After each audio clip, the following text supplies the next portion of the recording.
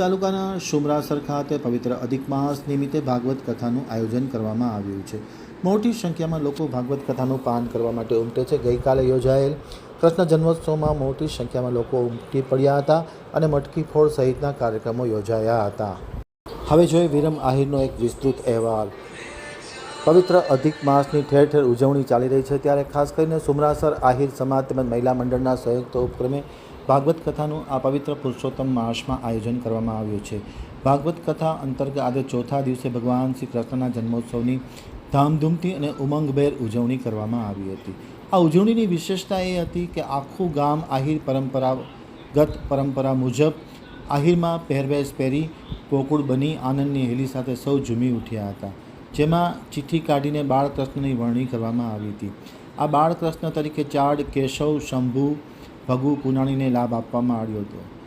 ભાગવત ભગવાનનું રસપાન વ્યાસપીઠ પરથી જયેશ જોશી, પપ્પુ મહારાજ રાધેકૃષ્ણ મંદિરના પૂજારી કરી રહ્યા છે। રોજબરોજ મોટી સંખ્યામાં આ પવિત્ર અધિક માસ નિમિત્તે ભાગવત કથાનું પાન કરવા માટે આજુબાજુમાંથી ગ્રામ્ય પ્રજા ઉમટી રહ્યા છે અને ભાગવત કથાએ ભારે જમાવટ કરી છે।